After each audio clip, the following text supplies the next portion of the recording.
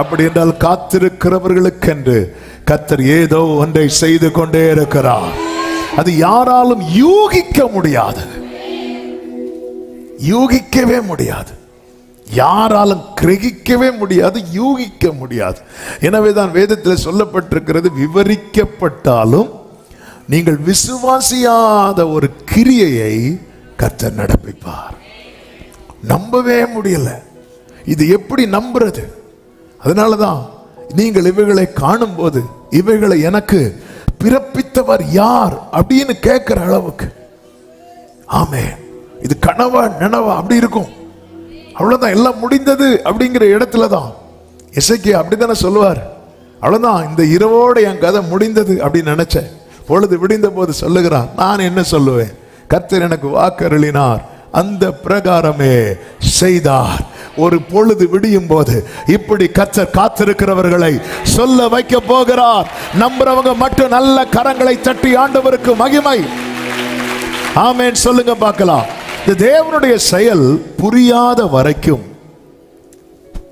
நம்மில் வெளிப்படுகிற வார்த்தைகளில் ஒன்று என்ன தெரியுமா? ஆண்டவர் எனக்கு இப்படி செய்கிறது என்ன, ஆண்டவர் எனக்கு இப்படி செய்கிறது என்ன. யோவான் ஸ்நானன் கேட்கிறான், ஆண்டவரே இன்னும் காத்திருக்கணுமா அப்படின்னு கேட்கிறார். வரப்போகிறவர் நேர்தானா இல்ல வேறொரு வரனா, இன்னும் காத்திருக்கணுமா? ஒரு காலத்துல அப்படி அறிக்கை பண்ணார், இதோ உலகத்தின் பாவத்தை சுமந்து தீர்க்கிற. இப்ப கேட்கிறார், நான் இன்னும் வெயிட் பண்ணணுமா? சங்கீதக்காரன் சொல்லுகிறான் 77:8 வாக்குத்தத்தமானது ஒளிந்து போயிட்டோ அப்படிங்கிறார். இதெல்லாம் அந்த காத்திருக்கும் காலத்துல நமக்குள்ள எழும்புகிற கேள்விகளில் ஒன்று. யோசேப்பு சகோதரர்களுக்கு ஒரு வெயிட்டிங் பீரியடை செட் பண்றார். ஆமென். அந்த பீரியட்ல தான் சொல்றாங்க, தேவன் நமக்கு இப்படி செய்தது என்ன, ஏன் இப்படி பண்றார் ஆண்டவர்? நம்ம தான் உணர்ந்துட்டோம்ல. பல நேரத்தில் பாருங்க, இந்த உணராத வரைக்கும் நல்லா இருக்கும். இந்த திருந்தி வரலான்னு நினைப்போம் பாருங்க. இந்த தகப்பன் வீட்டுக்கு போலான்னு நினைக்கிறார் யாரு? யாக்கோபு. அது வரைக்கும் வராத பிரச்சனை எல்லாம் அதுக்கப்புறம் வர ஆரம்பிக்குது. ஆமென். தலைமுறை தலைமுறையாய் ஒளிந்து போயிட்டோம். ஆண்டவரே சொல்லுகிறார், சீயோன் என்ன பேசிட்டு இருக்கிறான்? ஏசாயா 49:14 கர்த்தர் என்னை கைவிட்டார், ஆண்டவர் என்னை மறந்தார் என்று சீயோன் சொல்லுகிறாள் அப்படின்னு ஆண்டவர் சொல்லுகிறார். அவ்வளவுதான், ஆண்டவர் கைவிட்டார், ஆண்டவர் என்னை மறந்தார். 1 ராஜாக்கள் 17:3 கர்த்தர் எலியா கிட்ட சொல்றாரு, நீ போய் ஒளித்து கொண்டு இரு அப்படிங்கிறார்.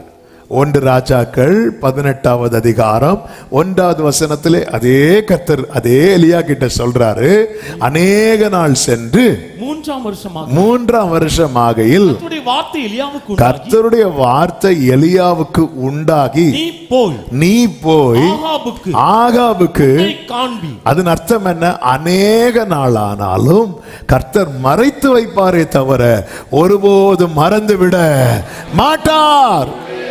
எங்க ஒரு கழுதையை குறித்த காரியத்தையே கர்த்தர் நினைவிலே வைத்து எருசலேம் போவதற்கு முன்பதாக அதை நிறைவேற்றி முடித்தவர் அல்லவா?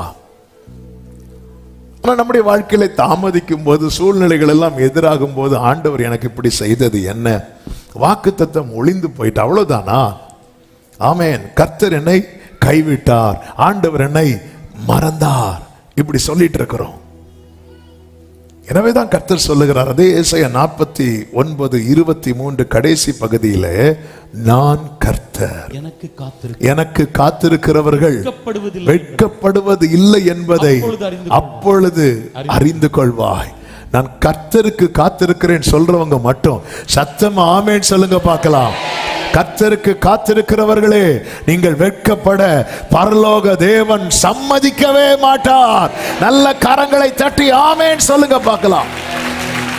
ஆனால் பல நேரத்தில் ஏன் நமக்குள்ள இப்படிப்பட்ட கேள்விகள் வருகிறது என்றால், காத்திருக்கும் காலத்துல இந்த ஒரு பக்கத்துல ஒரு புறம் அந்த 2 வாரத்துக்கு முன்னாடி கேட்டோம், உனக்கான வாக்குத்தத்தம் தான் உனக்கு கொடுக்கப்படுகிற வாழ்த்து என்று.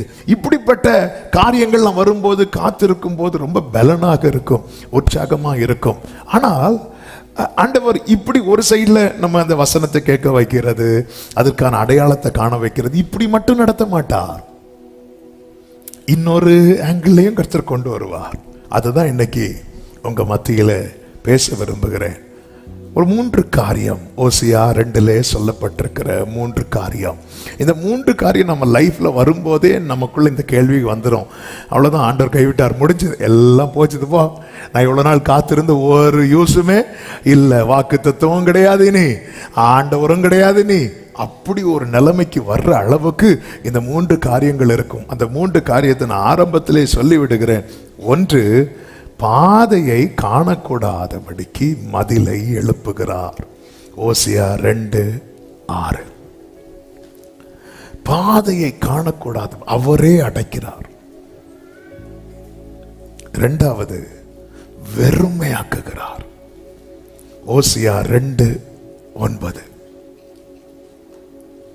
3வது, வனாந்திரத்தில் கொண்டு வருகிறார்.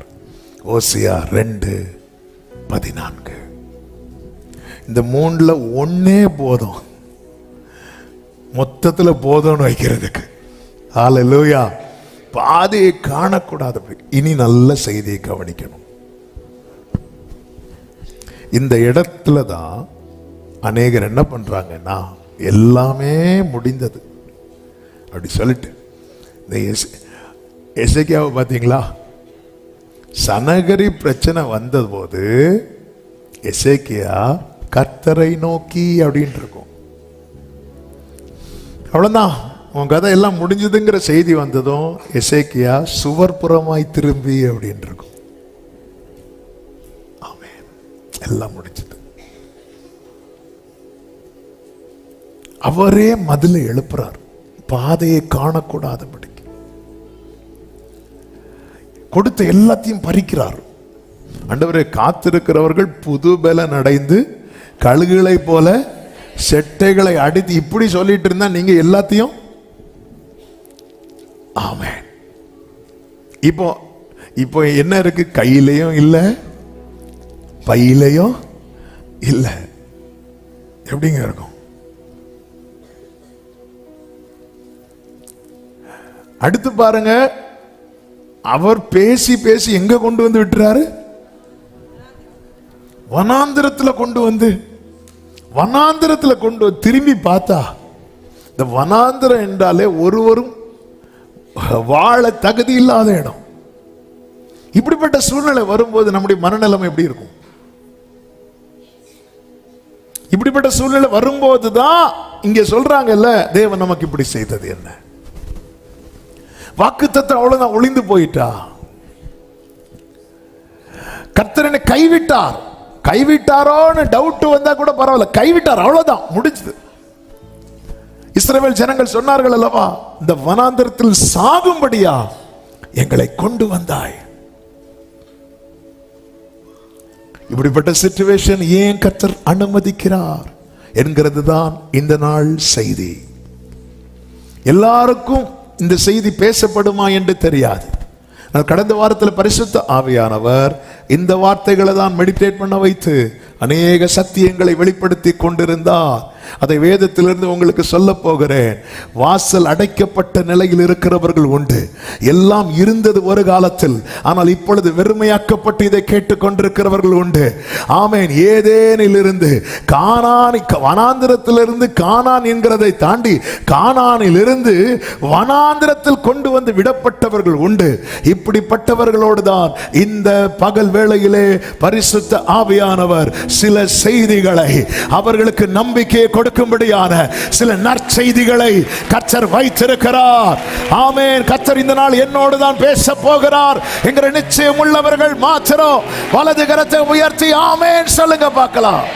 ஏன் கர்த்தர் மதிலை எழுப்புகிறார் ஏன் மதிலை எழுப்புகிறார்?